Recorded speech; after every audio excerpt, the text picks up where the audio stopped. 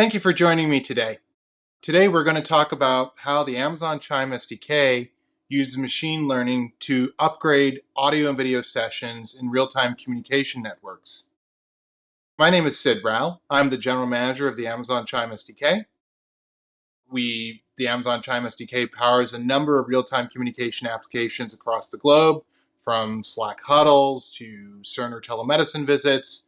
And builders use the Amazon Chime SDK to provide real-time communication services within their applications, as well as extract audio for analytics and insight, deriving insights from those real-time communication sessions. You may be using the Amazon Chime SDK today and not even know it. The Amazon Chime SDK powers a broad set of use cases across a broad set of verticals. Builders use our 18-region real-time communication service to power collaboration use cases, one-to-one, one-to-many audio and video sessions, from telehealth sessions for doctors and patients to online learning or virtual fitness classes. The Amazon Chime SDK is also used by business customers to power their customer experience and customer engagement use cases as well. So we are inspired every day by how customers leverage the Amazon Chime SDK to power a number of virtual reality and audio and video communication sessions across the globe.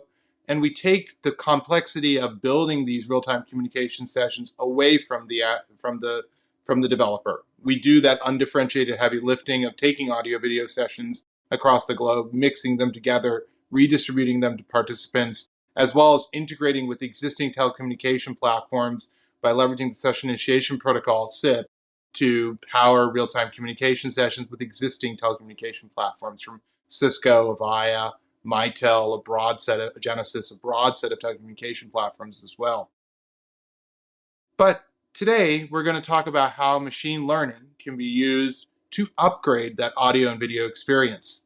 There are three ways we're going to be using machine learning today. First, we're going to be using machine learning to upgrade audio sessions in a lossy network.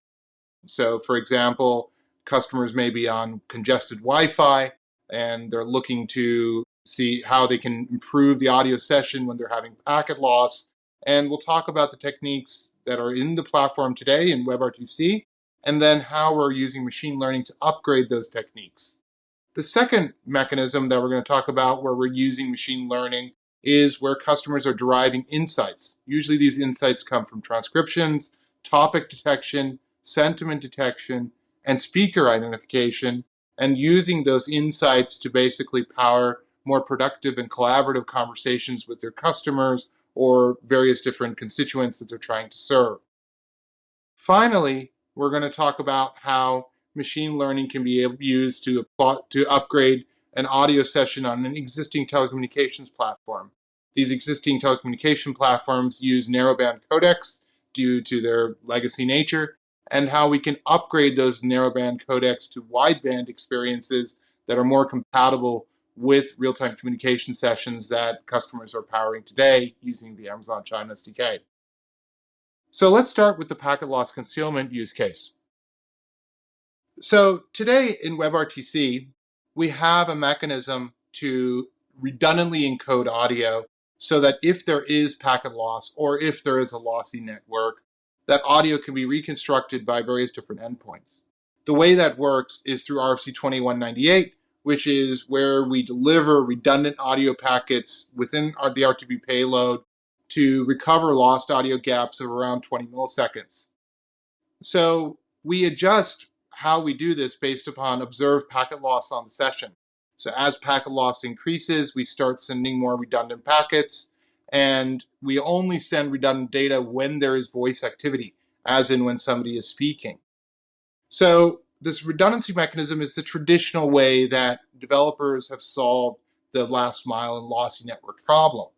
The challenge with that is if you've got packet loss on the network, it's often because the wireless access point is congested, for example. And if you start sending redundant audio packets, you're only contributing to that congestion.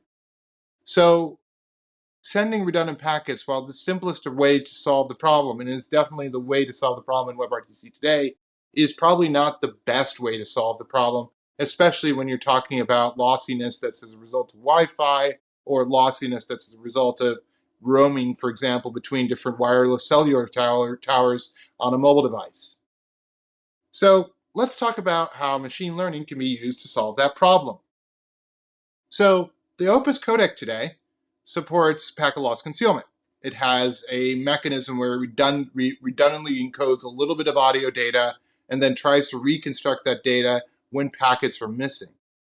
The Opus codec packet also has a little bit of padding space today. That padding space can be actually used to encode machine learning constructs of the underlying audio. And then we can reconstruct from those constructs the audio session the audio session packets that may be missing. So, for example, if you lose, say, 500 milliseconds of audio, each packet includes a 1-second encoding of audio, which can be used to replace that 500 milliseconds of audio packet data. So today I'm going to go through 3 different examples of how that is applied. The first example will be the original audio with no loss. Then I'm going to introduce some packet loss, where we'll use the Opus codec for concealment of that audio. And then I'm finally going to leverage our machine learning capabilities to provide a full reconstruction of that audio from that padding packet information. Before I go into the demos, one thing that should be kept in mind is that this work that we're doing on Opus is going to be done in an open source manner and in a standards compliant manner. It'll also be backward compatible. So adding this redundant, packet encoding for a second into the padding space of the Opus codec is actually backwards compatible. So the next version of Opus, which we are working to integrate into the WebRTC platform as a whole, will be backward compatible, support this machine learning construct, and provide for a superior level of resilience in packet loss and ride through scenarios where you're roaming between access points or with different wireless towers. So let's go through 3 examples as I described. To administer medicine to animals is frequently a very difficult matter, and yet sometimes it's necessary to do so. Now let's go through where we've applied some packet loss and we're using the Opus codec to basically provide for packet loss concealment using the traditional Opus PLC mechanism. To administer medicine is frequently a very difficult matter. Sometimes it's to do so. So you could kind of hear a few words, but it was broken up. You could definitely tell that it was a lossy connection. PLC did help a little bit, but it was still pretty lossy. Now let's use machine learning to reconstruct a full second of audio. And again, we're storing that 1-second audio content within the buffer space or the padding space of the Opus codec. Let's take a listen of that. To administer medicine to animals is frequently a very difficult matter, and yet sometimes it's necessary to do so. You can tell that there's a little bit of tinniness, but it overall reconstructs the audio almost flawlessly, and you're able to hear every single word that the customer is trying to say.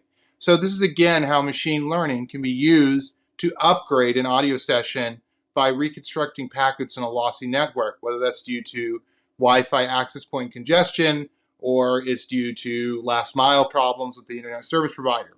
And we do this while not increasing the bandwidth or the number of packets that a customer has to send via their audio session.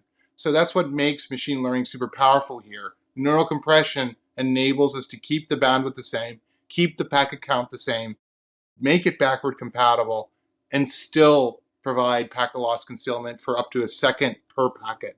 It's pretty powerful. Let's move on to now how we help customers derive insights from their audio and video sessions, starting with T-Mobile. Often when we're thinking about real-time communication sessions, we think about the conferences or the meetings that we're participating in. And we actually forget that real-time communication sessions often happen between a salesperson and a customer or a contact center agent and somebody who needs help. And those conversations are full of insights and full of data that can help you improve the customer experience. And as our customers have demonstrated, it can help them upgrade the customer experience in real time. Let's talk about T-Mobile. T-Mobile has 60,000 agents. And what they did with the Amazon Chime SDK is extract the audio from their existing platform, which is based around a Cisco Call Manager and a Cisco Contact Center platform. They extracted the audio using the SDK. They then got that audio transcribed. They detected the topics. They detected the sentiment from that audio. And then in real time, they pushed notifications to the agent about how to handle the call better. Perhaps a knowledge base article that can help you resolve an issue when a customer has a lost phone. Or if there's a billing issue that's commonly resolved with a couple different steps, they can push that information directly to the agent. This makes the agent more productive. It makes them more efficient, reducing call handle time and improving the customer satisfaction when they call into the contact center. So this is another use case and application for machine learning within a real-time communication session. The next demo I'm going to show you, though, is where we take that same transcription techniques that we're doing for T-Mobile, but we add identification to that. The way that speaker identification works is it basically takes a little sample of the audio, derives a fingerprint or an embedding of that audio, and then searches across a database for similar fingerprints or embeddings, allowing it to infer who is actually talking. This is very useful, especially in hybrid audio and video sessions where you have a roster of participants who have joined the meeting from various different endpoints, but then for room type environments, you don't know who's talking. You've got multiple faces with different voices, and you don't know who is exactly talking.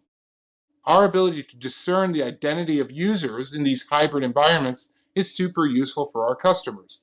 It has broad applicability across both collaboration use cases, such as two traders talking across a private link. You can identify who the traders are, helping you ensure proper regulatory and risk management practice, or it can be used in a conferencing scenario to enhance the roster.